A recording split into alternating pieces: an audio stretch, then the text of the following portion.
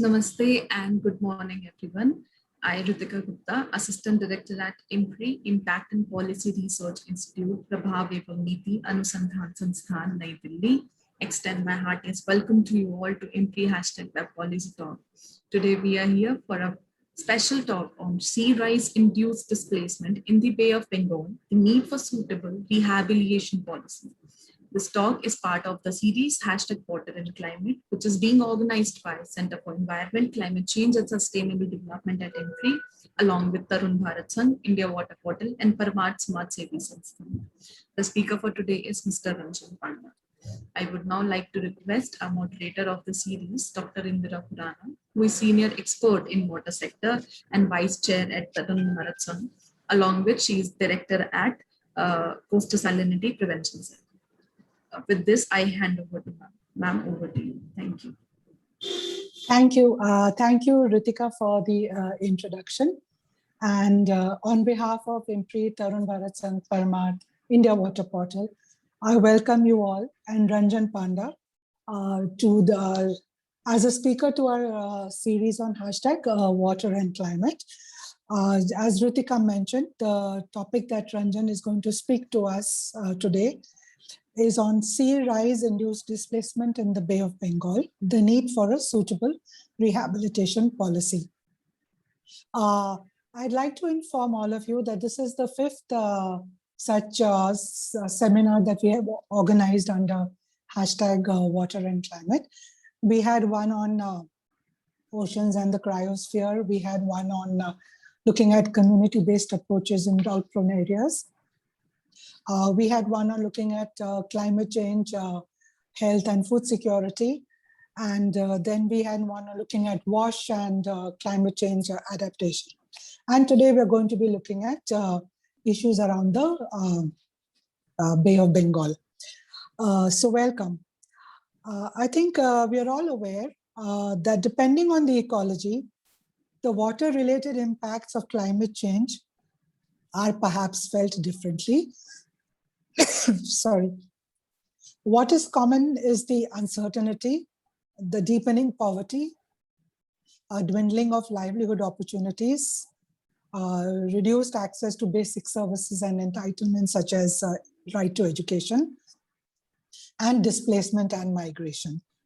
In some cases, there have also been reports that there have been increased trafficking of children and young women. And I think the whole issue of displacement and what are now called as climate refugees is something that is concerning globally as well as in our own country. If you look at coastal areas, and I'm sure Ranjan will share with us some more information, the impacts are on multiple levels. The sea level rise leads to coastal land erosion and salinity ingress or saltwater ingress, which affects the surface, the sweet surface water bodies, both on the surface as well as the groundwater, thereby impacting on these freshwater sources, affecting its availability, drinking water access, and also agriculture. And then if we consume this water, it also affects our health. Why is this an important issue for a country like India? Because India's coastline is long, it stretches around 7,500 kilometers. And there are 9 coastal states, 2 union territories, and 2 island territories in the country, and 70 what are called as coastal districts. If we speak of the Bay of Bengal alone, it comprises the states which are along the Bay of Bengal include West Bengal, Odisha, Andhra Pradesh, and Tamil Nadu. We have a vast coastal state population as per the census. 560 million people live in these states. The coastal district population is 171 million, which is around 14% of India's population. So there's lives in the coastal district. So we're talking about huge number of people who are affected. If we come to looking at the storms that were faced by the Bay of Bengal in 2020 and 2021, so far we've got 2, and especially we've got the Yas cyclone, which affected Odisha and Sundarban area and other areas. And again, we had a disaster, within an existing disaster. So we had these waves of COVID-19, both last year and this year. And then we had these cyclones. I think Ranjan will be focusing on Odisha. I'd just like to raise a few points about the Sundarbans Delta, which has a very fragile ecology. It is on the UNESCO heritage site. And the villages here are highly prone to erosion. So every time there is a storm, or even with the sea level rise, high tidal waves, more and more of the land is eroded away. And the effects in the Sundarban areas is now very tangible, and it's very obvious, very easy to see. This time and even last year, the storms really affected the people. The people here, livelihoods were gone. And ironically, people returned back to the Sundarbans because of the lockdown, and they didn't have work, and they came back to Sundarbans, and there was the cyclone, which they were faced last year. There are also embankment collapses that take place here. And now there's a lot of migration over the years that's happening because people have no choice, there are no livelihoods. And again, they face a lot of uncertainties because of these different storms. With these few words, I just like to move on and request Ranjan to share his views, his ideas, and also why he's making a case that we need a special rehabilitation policy for the people living in the coastal communities along the Bay of Bengal. Before passing on the mic to him, I'd just like to introduce Ranjan Panda. I've known Ranjan Panda, I think, for what now, almost 2 decades now, when I was in Center for Science and Environment, and Ranjan from then has been writing a lot in Down to Earth. He's a sociologist by education and has about 3 years of experience as a practitioner, research, and facilitator of several campaigns and advocacy efforts on water sanitation and climate change issues. He convenes networks like the Water Initiatives Odisha, Combat Climate Change Network India, Youth for Water campaign, which is a very interesting campaign, and has also been recognized as the Mahanadi River Waterkeeper by the New York-based Global Waterkeeper Alliance for his constant effort and hard work for the conservation of the Mahanadi, which is India's 6th largest river. He also received the first Green Hero Award for his contribution in promoting water conservation through community-based water harvesting and management practices. This was an award that's instituted by NDTV and Toyota and given away by the President of India. He is regularly invited as a speaker on various forums, be it national or international, civil society, academic, etc. And he has contributed to several media and research articles and chapters to many popular media and also prestigious publications. So thank you, Ranjan, for sparing your time. Also, he's a recently recovered COVID warrior. So thank you. Thank you, Ranjan. Over to you. Thank you. Thank you, Dr. Indira, boss, as I popularly call you since Down to Earth times. Thanks for inviting me, and I'm really privileged to be on this platform. So, as Indira rightly said, I'm talking about a larger issue, but it also has something to do with a case study. It's an evidence-based research that we have been actually conducting for near about 3 decades now. But then recently, realizing that it needs a sustained effort because things are getting worse. And we thought that we do some studies from the like following up an issue for 3 decades and then doing some specific very studies like on sea rise. Many of our concerns earlier have been covered by media, have been recognized by government and prestigious media houses like BBC and discovery. They have also made films out of some of these issues that we have raised. But then the time has come for India, uh, and of course for the world, to actually look into this, because when we are talking about climate's impact on water, so water, how it is actually a sort of force multiplier, how it actually multiplies the impacts of climate change, and also as a carrier of a sort of some of the causes due to human behavior, of course. So one of the impacts that actually we see is, I call this one of the largest global commons, that is the sea, that is the ocean. And we actually don't we normally don't look beyond some of the local issues many a times. But then globally, if we see, almost 72% of Earth's surface is ocean, and something that people were struggling with during this COVID time is oxygen, and sea actually produces 50% of the oxygen on Earth, basically the phytoplanktons, and they are being impacted by our pollution. It absorbed almost half of the total anthropogenic carbon emissions over the last 2 centuries. It continues to do that. In fact, it does. Uh, at this moment, it is almost a carbon sink for 30% of the emissions. Uh, you know, and then why it because and why it is a global common, and why it is a common property resources for all of us, though it doesn't have a defined rule. And that, in fact, I will come back how that is a challenge, because technically nobody owns the sea. We all are owners, but there are only the boundaries are defined between international, between countries and all.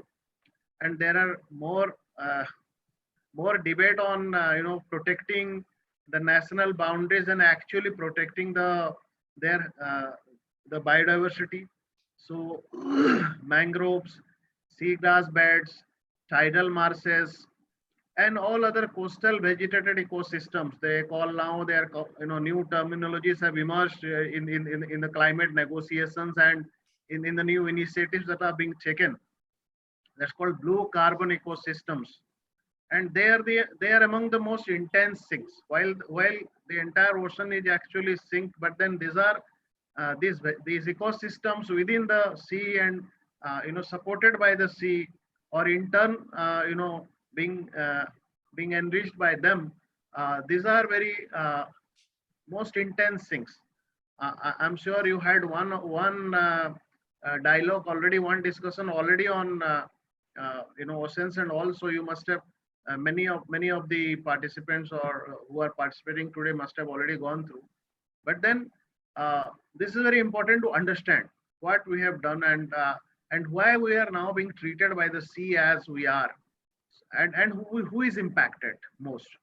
So there is a constant threat to these ecosystems and ocean biodiversity, which otherwise actually helps us help us in fighting climate change. So all the tall talks about climate action and all, they cannot ignore the ocean anymore. The biodiversity, in fact, one of the largest global commons, I say, that is a collective responsibility. I think if there is something after the atmosphere that actually has needs collective responsibility, the most intense and most I would say consistent, that's the ocean. uh, and uh, uh, and the damage that we have done, for example, the coral reefs, the mangroves, that you all have seen. So we have actually misgoverned the commons, this common, and one of the impacts is basically sea level rise. Indra already said actually what could it mean. I will come back to that. I'll come to that. But then just some statistics. There are very confusing statistics coming up from different and we are actually overwhelmed by the number of studies that are now coming up.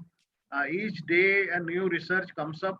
But then some of the worries that we see is and that is relevant in the context of today's discussion is that uh, since 1880 actually the sea level has already risen by 8 to 9 inches, so that's 21 to 24 centimeters.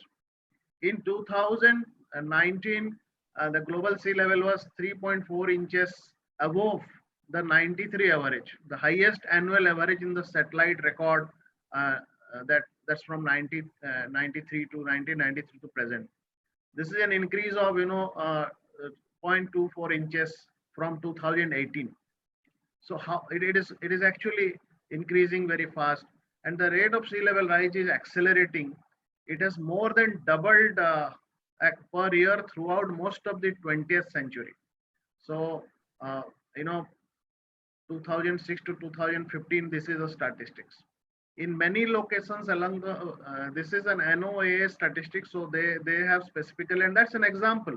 Like we see what we see from the West Bay of Bengal, but then this is a global example, and as Indira said, sea rise, cyclones, high tides, and storm surges, all these are actually impacting because of the geological formations of the beaches, of course, the coasts.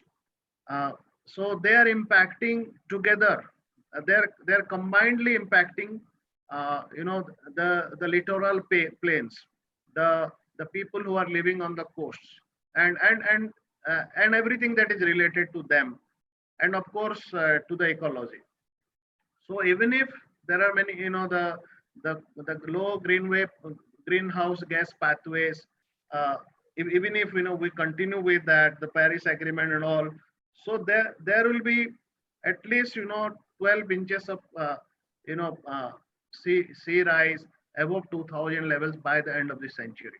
So if we follow higher pathway emissions, which we actually don't know how much are these efforts that now uh, because the very recent, I think last week only, the WMO said that any time within the next 5 years we can actually reach to the threshold level of 1.5 degree, the Paris Agreement threshold level, and that could actually be very disastrous, much more than we could conceive. We could actually perceive. So we don't know. All these projections will change very fast. So I normally don't go by all these statistics because that's very boring in a way, and that's also it doesn't make much sense because we already see that the impacts are going beyond our capacity to handle, and most importantly it is going beyond the capacity of the poorest of the poor communities, basically the communities who are most vulnerable.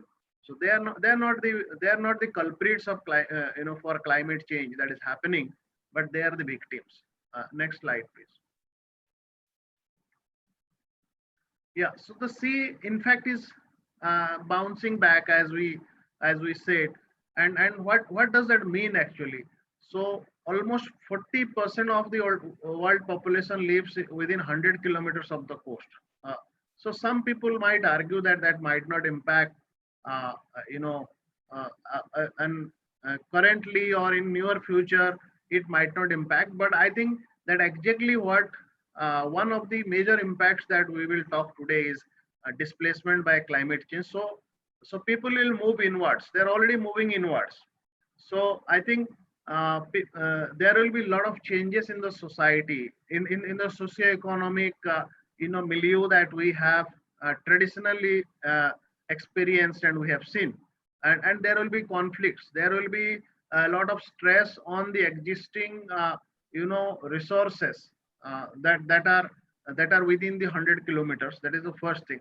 Then, for example, anybody who has followed the cyclones like Fani, a summer cyclone, an April-May cyclone in the Bay of Bengal, that could actually damage, properties, resources, and people's lives and livelihood much beyond the projected limits. So what happened to Bhubaneswar city, for example, was not expected. So there are many ways that this 40% of the population will also be impacted. Though the very first and primary impact of sea rise or the sea bouncing back to us in different ways that are coming up now. I think are about 680 million people. So this figure has already, I think, changed. So 680 million people, or 10% of the global population, which actually lives in coastal areas that's less than 10 meters above sea level. So they are at the highest risk. We will today talk about this kind of communities. So these communities are not in Bay of Bengal alone, and I'm not actually exclusively talking about the entire Bay of Bengal or that those statistical things. I'm not going like Sundarbans. We have also studied in both Bangladesh and in India, and there are many other bays that are actually uh, in trouble, and the communities. So we will just talk about an example and to showcase and to the policymakers, to all the people who are working, how important it has already become actually to work on this, uh, and all of us have to take initiative together, and that is something that we are already started lobbying with the governments, that they have to do it. So sea level rise actually, as Indra was telling in brief, uh, sorry, can you go back? uh, no, can you go back to the previous slide? Yeah, next slide. So it leads to, when the sea bounces back, actually it comes the coastal erosion, inundations, storm floods, tidal waters encroachment into estuaries and river systems. These are when we talk about ecology, because because the whole world is now waking up to nature-based solutions. We call it more as ecosystem-based solutions. So so when it is waking up, so some of the impact that we normally see beyond the sea.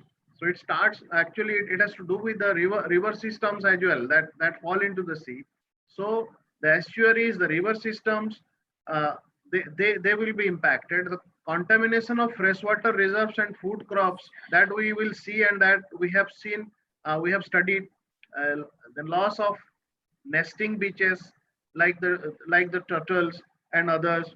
So as I said, and we'll talk, is displacement of coastal lowlands and wetlands. So they will also be displaced. The people will also be displaced. So see, it basically poses a significant risk to coastal regions and communities. We said already. I think more than about 10% of people are very severely vulnerable to sea level rise.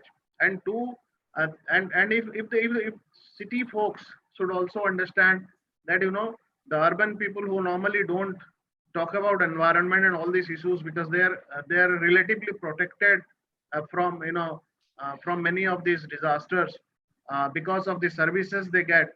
So they should also understand, a recent study I think I had tweeted about, says uh, says about a lot of uh, airports that are going to be under the sea if things go like this. So two-thirds of the world's cities with population over 5 million are located in areas at risk of sea level rise. So we have seen how Mumbai is being impacted, how global cities like, for example, Indonesia's, Jakarta is being almost, they're planning a completely new capital.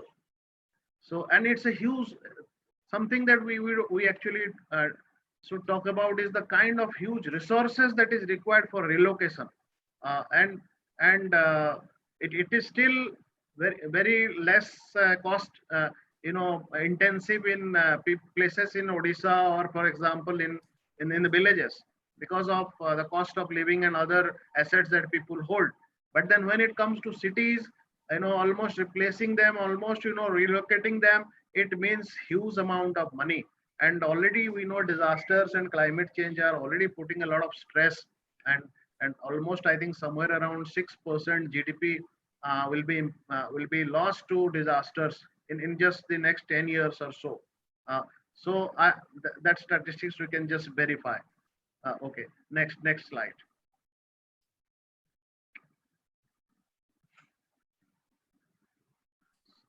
Yeah. So that is something I think Indira was talking about, the climate refugees. So there here my talk here is actually we'll start with a definition of what we are talking about when we say climate displaced people, because we call them all climate refugees because climate has make them to take refuge in some other place. But when it talks about policy frameworks and all, so globally, I think uh, the term climate refugee is actually used for people who have to take refuge in a different country, a border, beyond a border of their own country. But slowly, uh, the definition of internally displaced people is coming up by climate change. So there are several kind of internally displaced people by war, by conflicts, and studies are now being made on all this. So there are estimates. So the number of people.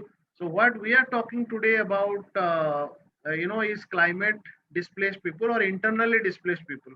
People who have to be. So earlier we thought that climate refugees will be a big problem. So people crossing border from Bangladesh to India, or in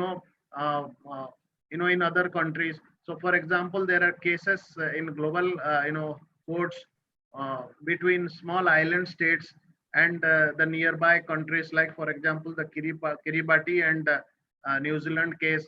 Uh, so kind of the UNHCR is also dealing with some cases. The International Court of Justice is also dealing with. So recently the cell gas case is also kind of, it can also have repercussions on some of the climate refugee cases. That is something we need to see. I'm not sure what is going to happen. But then within India or within any country, the people who are to be displaced, they are completely different people. See, displacement is something that we all see. Mining projects displaced, roads displaced, development projects displaced, and displacement is a common thing. Droughts also displaced. Drought is also an impact of climate change of late. So but then the displaced people by sea rise here, uh, here is completely different that we will come. Here we're talking about largely the internally displaced people, which has gone up almost 7.7 million by 7.7 million just in 1 year. So and you know 24.9 million people were internally displaced in 2019 due to natural disasters and extreme weather events. Now even the extreme precipitation events are displacing people. So there are also short-term displacements counted, which are due to when a cyclone happens, people are relocated, displaced. Some people then also cannot come back. But then there is also sort of a permanent kind of displacement that is happening, and so all these statistics together, they say that actually it is now growing. So it stood at 17.2 million in 2018, but it has gone up to 24.9 million. So this is an alarming thing. And there are actually projections that by 2050 we might be having almost 143 million climate migrants or the internally displaced people. So this is an issue that I am going to talk about this today. Please, next slide, please. So this is the Bay of Bengal, and it is actually infamous distinction. It has got the infamous distinction of being the cyclone hotbed. Indra was just saying. So 8 out of 10 deadliest tropical cyclones in the world have originated over the bay, this bay, and this is experiencing the largest relative increase of flood risk and ingression of sea into the land, with increasing frequency of cyclones. So we have seen that everywhere, be it in Sundarban, be it in Odisha, and the state of Odisha actually bears the major brunt, because constantly, of course, Odisha has achieved a very great feat by reducing the number of human casualties after the super cyclone in 1999, and has earned a lot of praises from around, including the UN and other global and many other governments and countries. And in fact, many states are studying the Odisha disaster management model. But then the sea is doing its job. It's constantly ingressing. The geographical location of the Odisha also suits it. As I said, the sea rise actually happens for mostly for three regions. The climate change, it induces your melting of ice sheets and all. Then there are this thermal temperature expansion of the sea uh, due to climate change. Then there are also other. The third region is actually the amount of geographical tampering you do to the coast and to the river basins. For example, sedimentation flow from a river also impacts uh, uh, the beaches, and also gets the sea water into the your uh, into the surface, the hinterlands. Similarly, your water resources are contaminated due to your large scale pumping of water in the coast. That could also, like, something also is being studied is, you know land subsistence. So kind of that is also now happening, and these are all combined efforts throughout. So there could be these three main regions, and we all have to see that. Thank you. Next. So this is what actually it looks like how the shore lines and all are being impacted. So Odisha bears the major brunt of cyclones, as I told you, and sea level rise for its geographical location on the Bay of Bengal. And as per the IMD data, 48% of total cyclones that hit eastern coastal areas occurred in Odisha for the period between uh, 1891 to 2007. And Odisha has already lost 153.8 kilometer, or about 28% of its coastline, to seawater integration. It is also reported that 30% of coastal areas in the state will be under high risk of erosion in near future. So it's like expanding, and an increase in sea level has caused, as we'll see, massive economic loss and disruption of life among the coastal communities that we saw and that we know. Many coastal villages like Satabhaya, Udayakani, Tandahar that we have studied, in fact, they are experiencing increased levels of inundation. In fact, Satabhaya, I'll come to that. You'll see in pictures also. So, and storm flooding, accelerated coastal erosion, seawater intrusion into fresh water, including groundwater, and encroachment of tidal waters into river systems. So this is how climate change is impacting our water cycle, our water structures, our water systems. And that means a lot of changes in the local ecosystems in particular areas will change many things, be it, the habitats of important species, be it, now we have seen studies that say that, mangroves, even mangroves, which have been actually one of our best defenses against cyclones, uh, they are also not able to cope with some of these changes. So, all these changes together can alter a lot of things that we have actually been used to. So our coping mechanism is actually drastically going down, and that means our resilience, building the resilience against climate change that we have been talking about, is not going to be so easy. A lot of investment actually are needed, and we don't know we have that amount of resources or not, or it will come up or not. That's why it is always advisable that try to manage the natural resources in an ecological approach, in an ecosystem based approach as much as possible, so that you don't actually have to go for a lot of resources, a lot of financial resources to actually correct the damages. So all these lead to multiple displacement, and the poor living on the margins of subsistence are forced into greater poverty. So we see the poverty increases in many ways. Just I'll give one example once we come to the next slides, please. Next slide. So this is one area that we studied. Actually, this area is we have studied it very new, last 2-3 years only. We organized a workshop for journalists from across the country. During that time, we chose an area where they could actually see how sea level rise is actually impacting. So these are areas where people are now on the verge of getting displaced. They want to be relocated. So these two villages we have studied, and this is we tried a Google map how actually the geography is changing, and how they will again they are already on the verge of getting engulfed by the sea. Very soon one village will go. Then the second village, might still stay for some time. You never know. Please, next slide. So these Tandahar and Udayakani in Puri district, they are 100 meters away from the sea, extremely vulnerable. Each cyclone, actually, they are pushed back again. So already, one village has already relocated themselves thrice due to the advancing sea.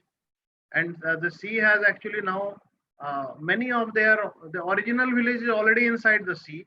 So they have relocated themselves thrice, and they have come to their croplands and all, and also they are now at the margins of one border of the village.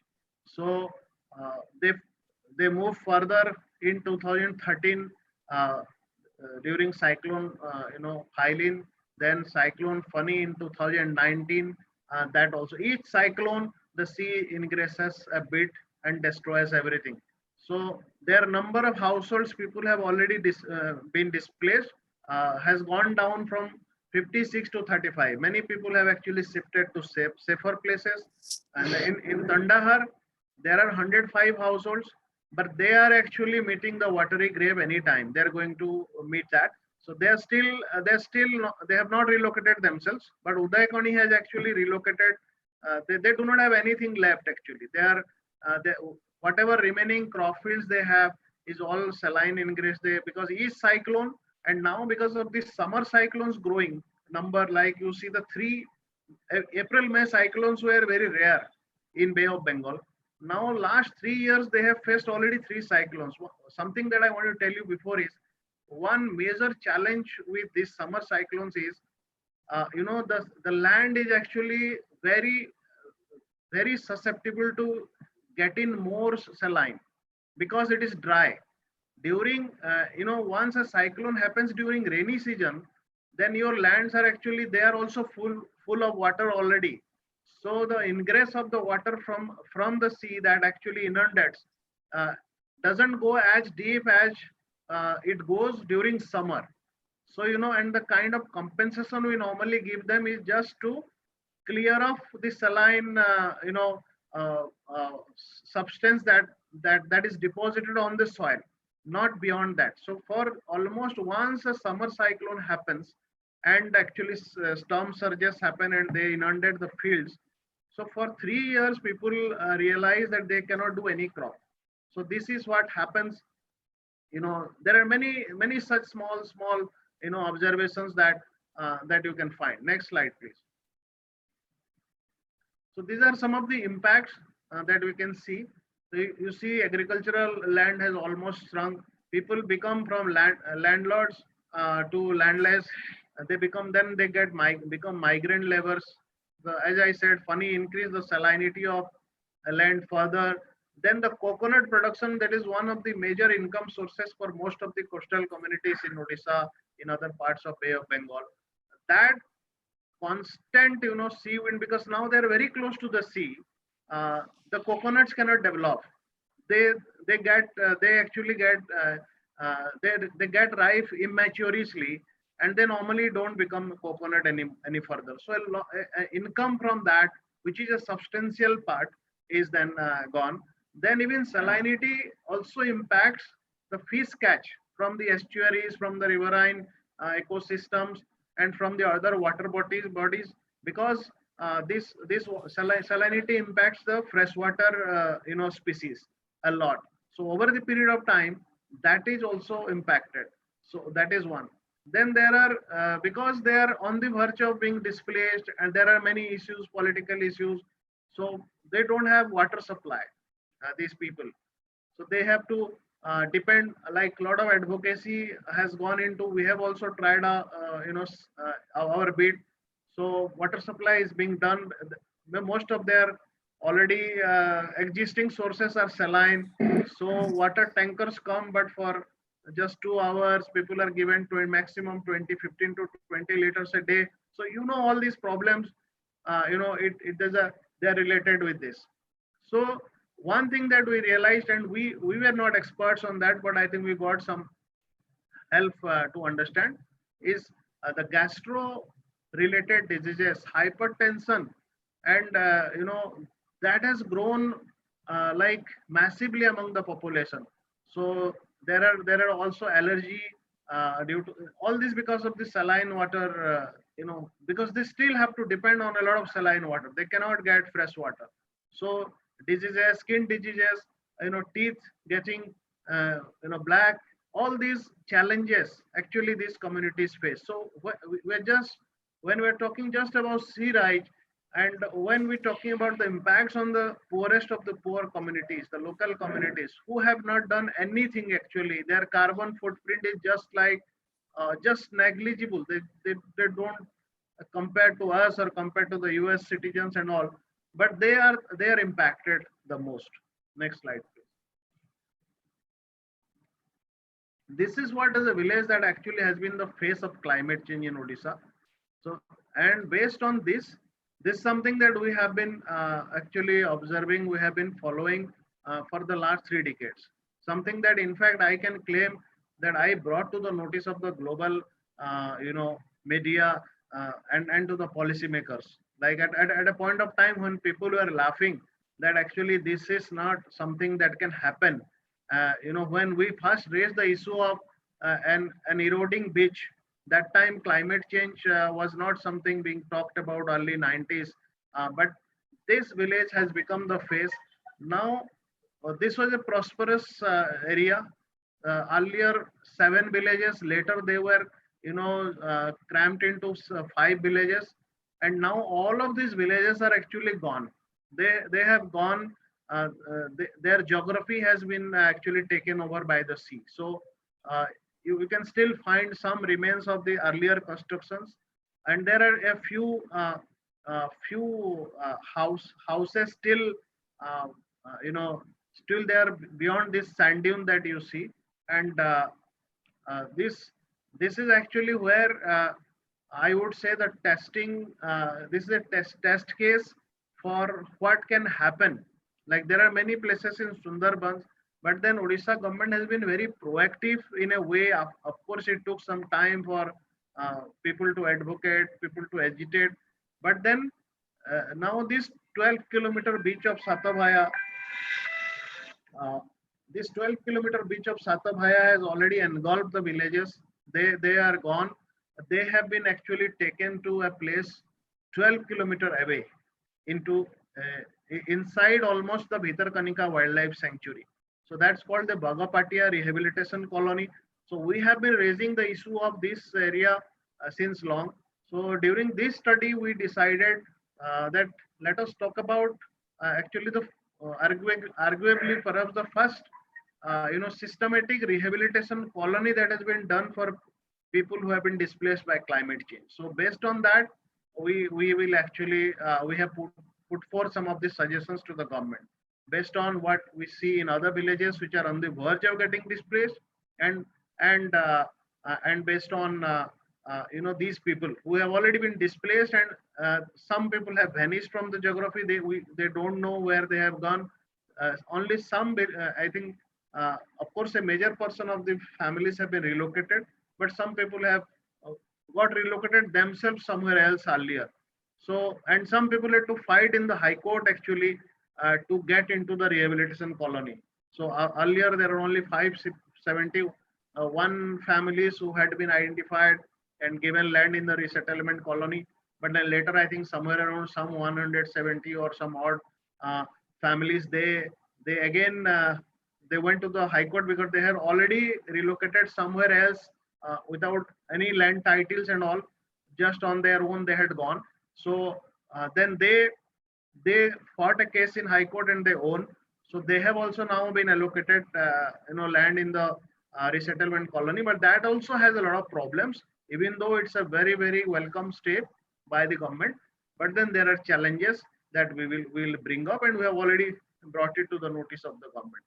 Please, next slide. So this Bagapatia colony, as you can see, has been made on a very swampy land actually. Earlier, it's still part of the Vitarkanika because I don't think the wildlife clearance has already been gotten for them. Even though the state wildlife advisory board or something, they have already cleared, but then the center hasn't cleared yet. So the land title is, but then the problem here is, these lands were earlier being used for shrimp gheris or the shrimp farming. Now that land was given to the people, and with a very less amount of money to actually construct houses. So people are struggling still, despite of all this support that is possible within the government framework. So this rehabilitation colony is perhaps, as I said, Odisha's first ever, or perhaps the country's first ever, systematic, or I would say institutionalized rehabilitation project colony for the sea erosion affected people. So after relocation, the problem is people. This, as I was talking in the beginning, when a government takes over land for a mining project, or a private company takes over, or for a dam project, actually laws in the nation, they have compensation for the land. Land for land is not available. People are fighting. But then when the sea takes over, there is no law actually in this country for which can compensate people. So we still don't make responsible. We still, and it cannot be called an act of God. This is actually act of man, act of human being. But then nobody is responsible. Nobody can be held responsible for this encroachment or this taking over of the land. So the real challenge now is people have they have lost everything. They have lost their land in that area. Many people still go back there for farming in the whatever is still left, and they have to struggle a lot. But then nobody has land anymore. Their land is inside the sea. For Udaykani, Tandahar also, many of that, their land is already inside the sea. So they have the land titles with them, but the land is not there. That's inside the sea. And no law can actually, in this country at this moment, actually talks about how to compensate them and whether they will be given land or whether they will be given compensation. For other projects, you get, up to 30 lakh people can get, depending on where the land is all. Here it is zero, almost no compensation. So that is something the people actually, that's why people keep on fighting as much as they possible to stay with the sea, near the sea. But then when things go out of their hands, like what is now happening for Udaykani and Tandahar, they want to be relocated. But then they know the future is very dark. Future is in fact going to be like what has happened to these people of Satabhaya. They've lost everything. They've lost their livelihoods, livestock, lands, everything. And they're only provided with homestead land. It's very fine that the government has provided, but a rehabilitation colony has been made, electricity arrangement has been done, water supply is being done, not complete yet, and there are still problems with that. But then they don't have either individual agricultural land or community pasture land. All this is as because it is near a wildlife sanctuary. There are restrictions as well. So we did some study. I'm not going into all details. Their food nutrition intake, because they were from a prosperous natural economy. They depended on milk, curd, fish, prawn. Like I visited Satabhai during the last 30 years. I must have visited there 22 times. And earlier people actually used to just feed us. They will just go around somewhere and bring some fishes and prawn and crabs, and they will feed you. Now they have to buy this, or they have to actually go fight in the same area, go back and do a lot of struggle. It's 12 kilometers, but people who have gone there, it's very swampy land. So monsoon actually makes it very difficult. Even in the current location also, that is a big problem. So as I said, livelihood options are gone. Basic amenities have come in, but they will take some more time. But then lands have gone, and there is no new opportunity. So many people have actually now gone into the migration mode. So many of them are now surviving on the remittances from from the young generation who have gone out. So kind of this is how everything changes when the sea takes over, and we still don't have any policy in this nation uh, actually how to deal with this. So that's why I thought, let me next slide, please. Let me bring up this issue so that we can work together on this. So this is how again loss of livelihood, post relocation, agricultural land, only only 10 decimals. It's an unfamiliar place, uh, and crop production in the earlier place, because many still go back for they have left their bovine resources, the domestic animals. Many could not bring it. There is no land here. There is no grazing land. So many of them either have sold off, because that was something, the bovine economy was actually something, one of the substantial, livelihood option for them. That is also gone. So they have to go back to that area, face a lot of challenges. The forest department actually has promised, because that is also inside the sanctuary, but earlier they had a natural right because they were staying there for ages. But now they have become, sort of intruders in their own land. So there are also cases of corruption by the forest department people. They charge a lot of money to actually let them go back, and many of their lands are actually now, because sea is still ingressing, because and people are not there. So their whatever land has remained, they have become they have become the fertile ground for these prawn gheris and all. So land mafia, the prawn mafia has come in. So these people have uh, no power actually fighting them. So and that is also a larger threat, because when these people are there, they were still maintaining some forest and all. Now if the mafia takes over, then whatever little protection still is available beyond that Bhitarkanika forest will also fastly go. So that is another ecological issue also that is approaching. The next slide, please. So I think, looking into all this, like I could have talked on all this study further, but then it might not be as interesting to go into all the details. So some of the recommendations that we are making, and we have already made to the Odisha state government. We shared our findings with them, and they have been very positive. So some of the things I think, and this could also be part of the national advocacy at a point, is that the first thing they need is housing and land title. So any policy that the government will now have to think. Actually, government has to think. It cannot ignore. There is there is no mention of climate displaced people in any of the RNR and other laws at the moment. So they have to have a mention. They have to say how to deal with these people, what kind of compensation, and who will compensate. There are also global mechanism in climate finance mechanisms available. The loss and damage framework within the UNFCCC that we have also asked the government to actually look into. So whatever they do, I think this has to come up within the rehabilitation laws of the nation. Otherwise, like, it's okay, like there are many efforts are being done to ecologically restore and protect coastal areas, but then there could be still many people who will be displaced, who have to be displaced, if not today, then within the next 5 years, next 10 years. So like Udayakarni, Tandahar have to be displaced anytime soon, because sea is already 100 feet away, 100 meters away from their village. So it is gushing in, it is coming by each cyclone, it comes in fast. So I think these kind of villages are already going to be displaced. So they should not face the fate of the Satabhaya villages, who have already been rehabilitated, but not at par with any law. There is no law that determines them. So there is only sort of a compensatory ground. They have been relocated, on humanitarian principles and compensatory grounds. Some laws have been evoked, and they have been given land and all. But then it has to be a policy. It has to be a policy decision.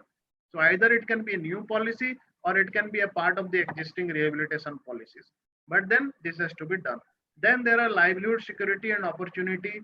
I think like other projects, when they are coming to a new place without any opportunity, till they get the time to actually settle down and find new opportunities, they should be compensated with adequate amount of work, cash for work and whatever, and then long-term job opportunities should be looked into.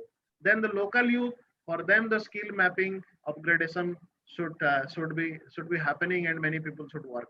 Then as we said, the food and nutrition security should be looked into. Then a major thing that actually is important for this kind of communities who have been living with nature and have been enjoying natural rights over the local natural resources. That's the local commons, forest, mangrove, including mangrove forest, which have been part of their lives and livelihood. That is well recognized globally. So they should have the right to resources, and they should be involved in the co-management principles with the protection of the resources for sustainable management. So these are some suggestions we have given in all details. Then water sanitation hygiene, something that has to be looked into very seriously, very rigorously in all these colonies. They should not be deprived of now, because these are new colonies. There are opportunities to actually make things in a very systematic manner, in a very sustainable manner, with all the principles of equality and all this being actually adhered to.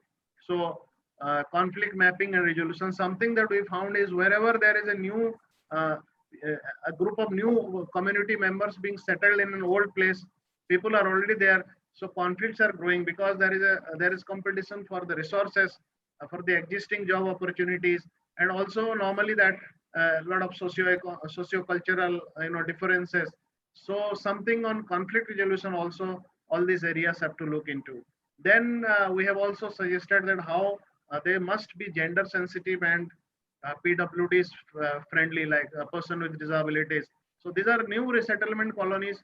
They should not be deprived of all the faults that have gone into old ones, and even corrections in the existing relocation colony should also be done. And there are peer standards in the disaster reduction framework. So many of these peer standards could actually be, that's what we have suggested. Then we have also suggested some of the financial, administration and innovation mechanisms that the governments could actually take up, that we can discuss if there are questions on that. And at the end, put the people first, because they are the people who are actually being impacted by climate change the most, without any fault of theirs. So they should be part of the decision making. They should not be treated like they have a right to exist. They have a right to development. They have a right to ecology, right to resources. So a human right approach to any such rehabilitation colony, keeping and with ecology, with ecosystem based approaches to development is something that we are actually asking from the governments, from other stakeholders in this. And if this can be done, I think this could be a global example coming from India. Thank you so much. And at the end, I would like to thank my colleagues from Water Initiative, volunteers, Samit, Pragati, and Bipul, who were part of this recent study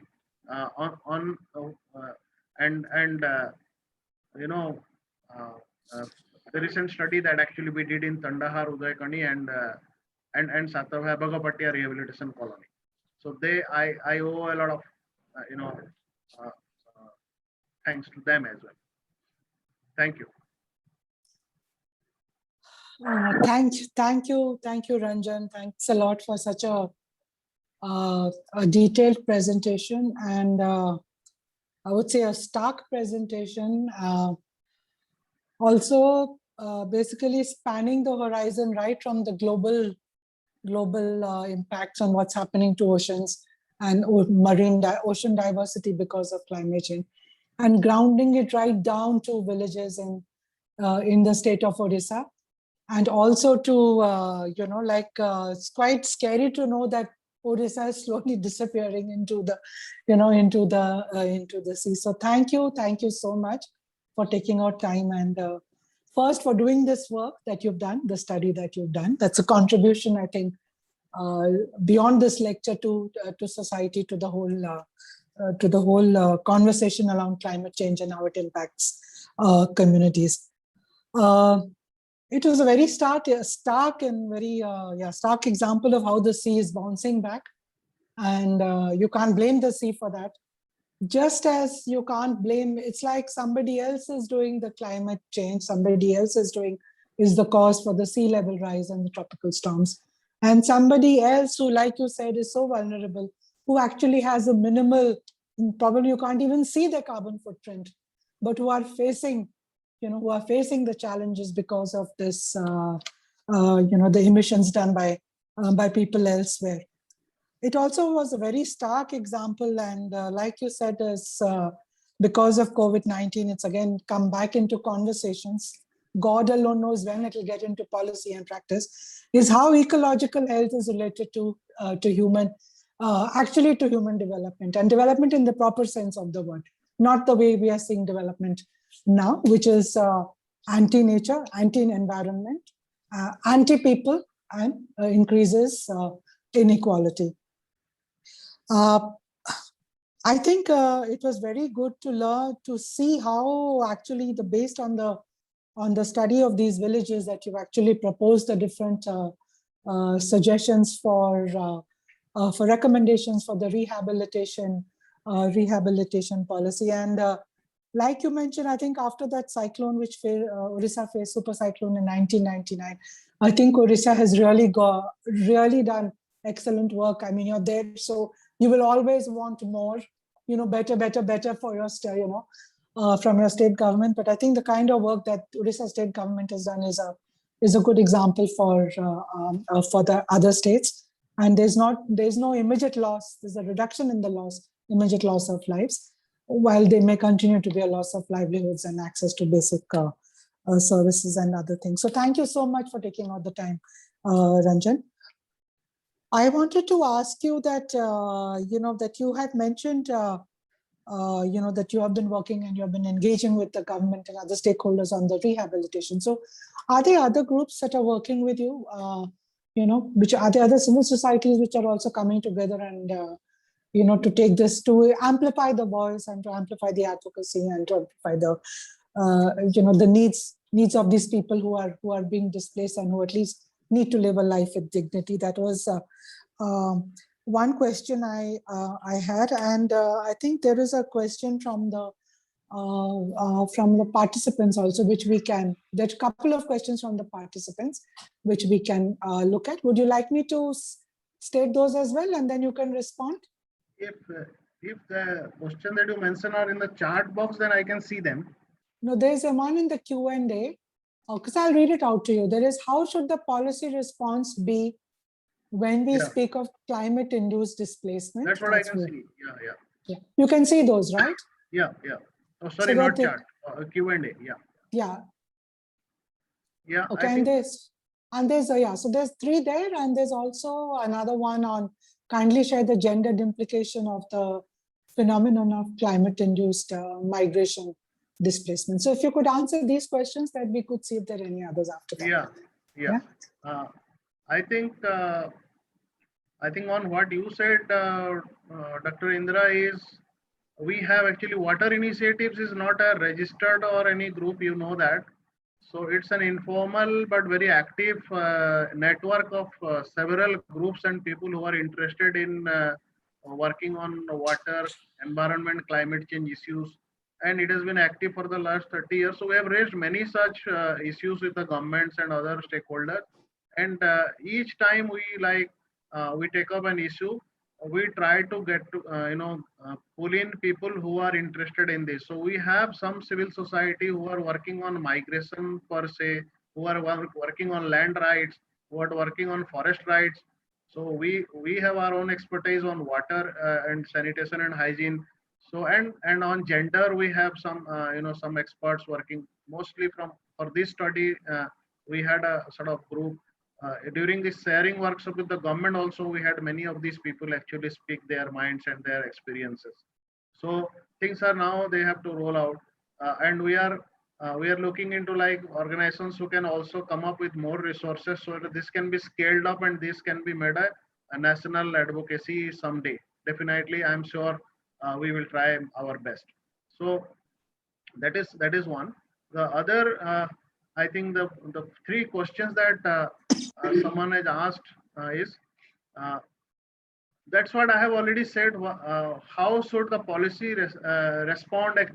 response be when we speak of climate induced displacement? So what we have done is we have tried to take out some provisions from existing policies. Like for example, Odisha government has made a very a change in the housing, one of the housing schemes, the Biju Pakka Ghar Yojana. So it's a Biju concrete house scheme. Biju Patnaik is one of our most stalwart leaders and the father of the current chief minister. So in his name, a scheme has been made. So there, the government has actually made a change, saying that people, which earlier was not there, saying, sorry.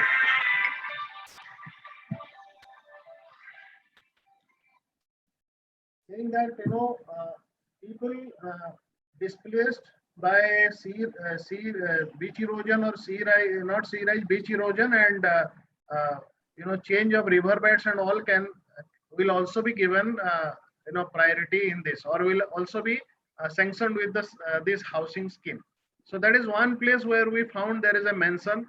Rest of the places like the R&R policies and other policies, they are yet to recognize. That's perhaps because you don't know who is to blame for this, who is to be made accountable, where from the money will come. So anything that the government does, actually the government has to think about the provisioning of resources, and of course its institutional mechanisms also need to change. So that is where we are asking the government to think about it, and we can work together. We can bring in more experts.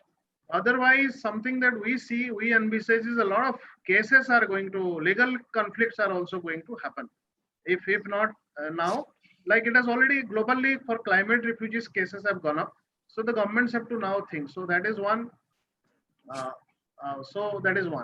Then when you talk of climate refugees, this involves more than one country. So should there be an arrangement of cooperation between the respective? Of course, the UN has already started. There was a very good judgment by the UN itself last year in 2020 that a statement rather that no country can actually refuse to provide shelter to someone who has been has been forced to come out of the country due to climate change.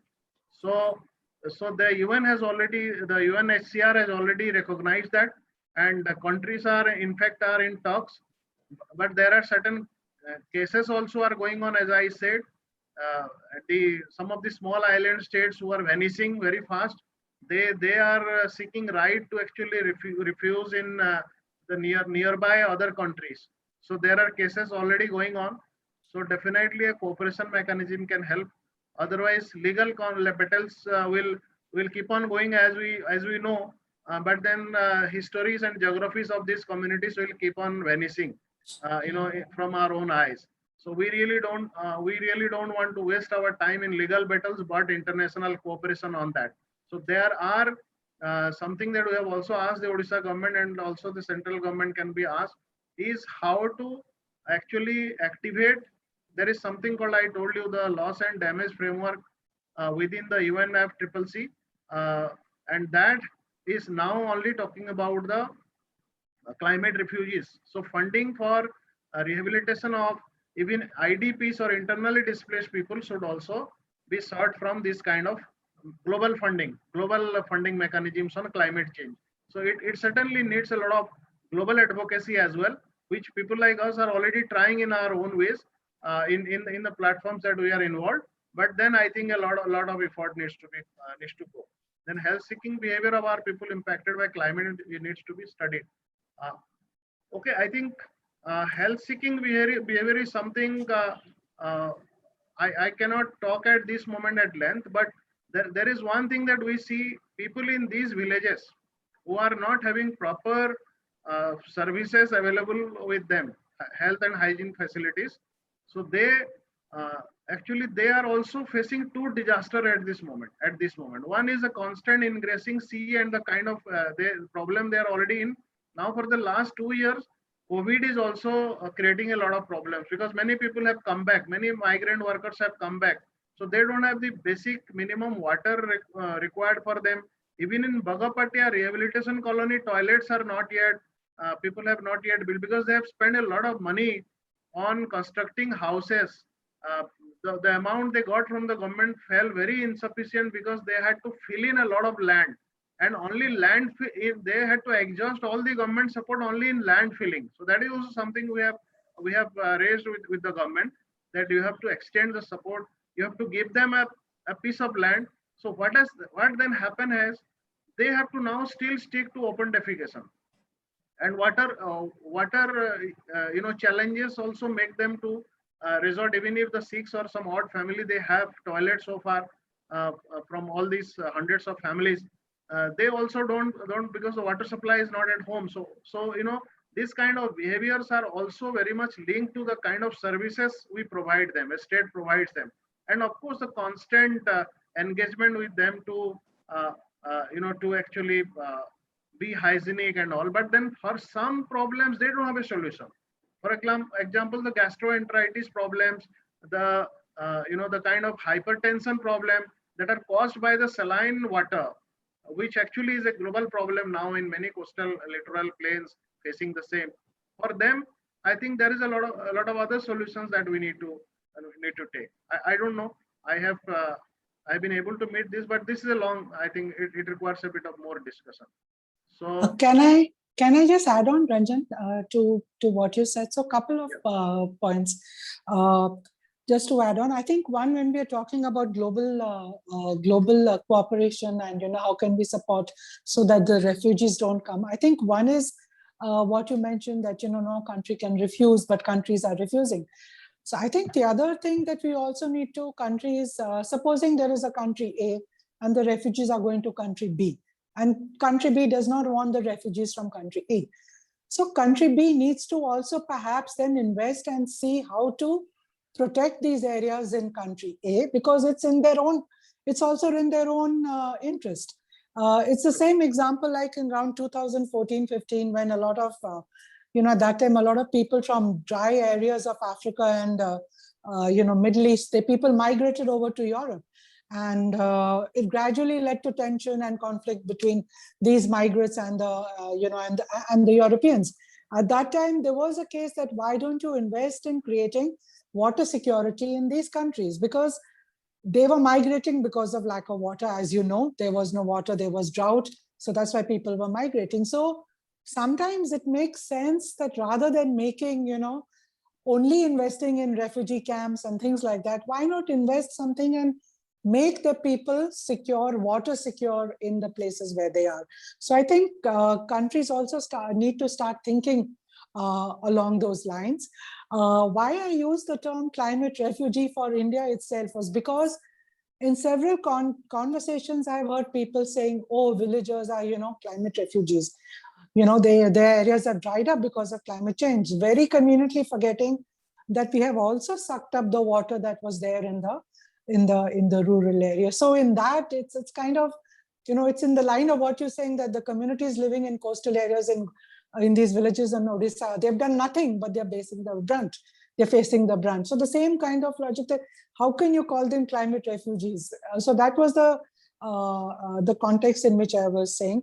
The other suggestion I had for you, that since your water initiatives is doing a lot of work on this for several decades now.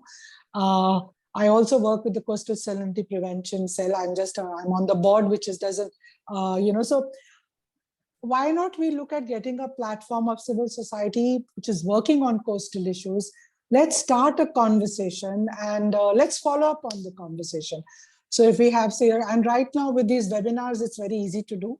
It doesn't require too much time. It doesn't require resources. But it requires a systematic follow-up. So we do one, and then, after some time we do another. And we can also request IMPRI if they would be interested in kind of helping host this. You could help in bringing the people together. I could help in bringing the people together. So we have a continuous conversation to see how we can take it forward in various terms, in advocacy, in research, if something is already ongoing, in some kind of so-called best practices that are there. I know this coastal salinity cell has got some practices for menstrual hygiene, for toilets, for gender issues, livelihood issues. So we can share and see. Obviously, you can't cut paste, but at least we can have some ideas and cross sharing, and we can amplify the voice. That's exactly what I said from the beginning. Is we need more people to work with us on this. This is going to grow. This issue is actually going to grow and already impacting a lot of people. So I think that is a very welcome idea. We can, of course, talk on that. So I'm suggesting you take leadership in taking this forward. I will. I'm very much into it. So yeah, with your blessings. And then we can request IMPRI to, if they would also be interested. We can definitely. Yeah. So there is one, I think another question. Can I take it or it is time? Yes, already? please. No, go ahead. You must take the questions. 2 questions. So kindly share the gendered implication of the phenomenon of climate-induced migration. See, what we studied is we studied some of the secondary literature on how actually disasters impact women more than men. And in the field of studies, we tried to find out, we tried to find out some of those indicators, and we in very nutshell, I can say migration of male members have actually increased workload of women. That is one thing. Then water scarcity is basically a women's crisis. That is the second thing we actually we concluded. Then healthcare of women has been ignored as health become burden on the scarce resources of the family. So family resources have gone down, and there as such also their food nutrition intake has come down drastically. They cannot buy the amount of protein and other things that they used to get from the local forest and riverine and sea rivers, estuaries and seas. So that is something that the women, women's health has decreased, and they cannot actually make for it. Then there are issues with menstrual health and hygiene that we have highlighted in the report. Then the bad condition of roads and all has taken toll on pregnant women. Some of the cases we found. Then there is one phenomenon we found is early marriage and lack of education are also some of the problems in these areas where people face all these lot of challenges. So many families would like to marry their daughters off at an early age, because we also found problems in the villages that are ought to be, they are going to be displaced. I think they said that nobody wants to marry their daughters to their sons. So I think these kind of challenges are also there. So some of these can be studied further. Some of these can be integrated into more research. And what Rakhi Bose has asked about the geotube, in my opinion, it's not a solution. We have seen geotubes failing. There's one thing actually, that we need is a lot of beach nourishment is required. So a lot of ecological solutions are required, but the governments will definitely not be sitting idle, because the sea is because the local government is also not responsible for what is happening in Odisha, for example, or in Bay of Bengal. So there are some of the challenges that we face is basically because of the development. For example, if you construct a port, or if you construct a sea wall, or then actually the wind current of the sea actually then goes and gusses into some other place, and if that is geographically vulnerable, it will be erode that particular area also. So some of these are definitely development challenges. So that should be clearly looked into while planning any sort of new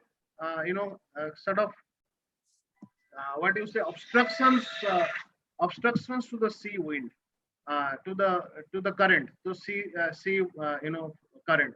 So that these obstructions are best when they are ecological. So many countries, many experts are now suggesting that you have definitely for mangroves and other things you promote, but then for areas which are already geoecologically very vulnerable, you can also go in for beach nourishment.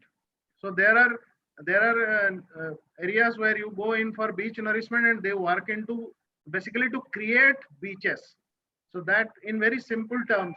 So that in my opinion is one of the solutions that we could offer. But geotubes have failed. Geotubes be very costly treatments which might not work. We have seen in Pentho in same area. It has not worked. In many places elsewhere also they have not worked. So there could be some success, but I'm not very sure about that. There is one question on funding, Ranjan. Funding? Yeah, I think funding for Sundarbans. I think there was a question. I am not the right person actually. Yeah. I also would not know about. We have ourselves struggled a lot. Actually, most of our works are funded by ourselves. Indira knows it very well. We work like we do some other work, and most of these issues that we have been pursuing, like for example, climate change in the Bay of Bengal for the last 30 years, I must have spent, like, that's not something the word I want to use, but then many times we visit villages when there is a requirement, and we spend from our own pockets. So yeah, funding for some research we have been able to mobilize, but there are these are also shrinking nowadays. So I'm not the right person to actually talk about that. So I have not been a successful fundraiser.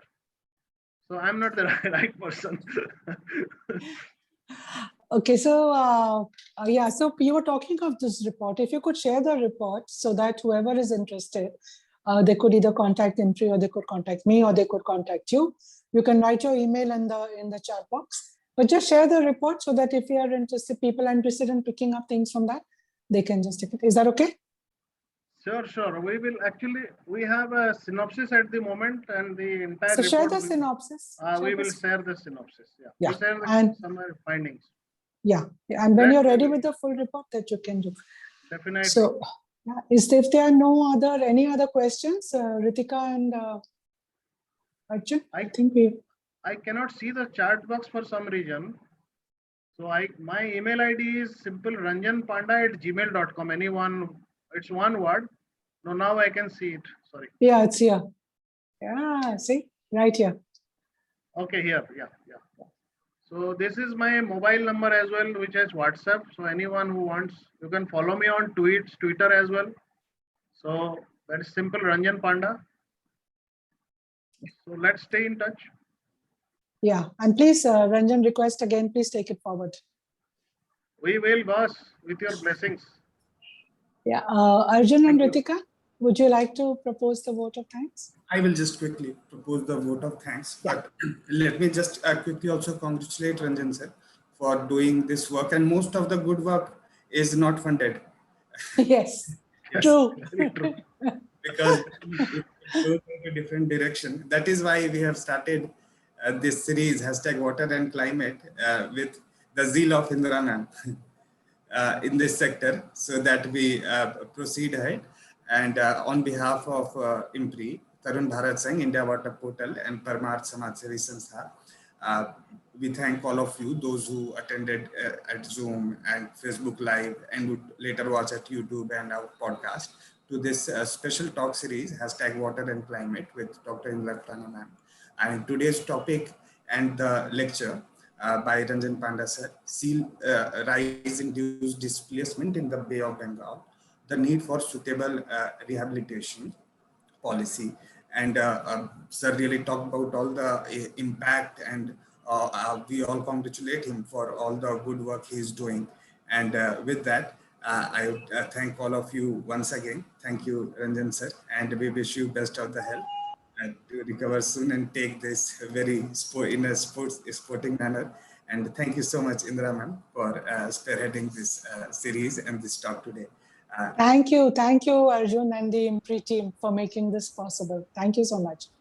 Thank you. Thank you as well. Take care. Thank you, Ranjan. Yeah, bye. Yeah, we put all the relevant material on the event page. So if anyone wants to get there, and we will ask Ranjan sir for the report, we will also put it there so that all the material is at one place. Have a nice day. Please take care. Thank you.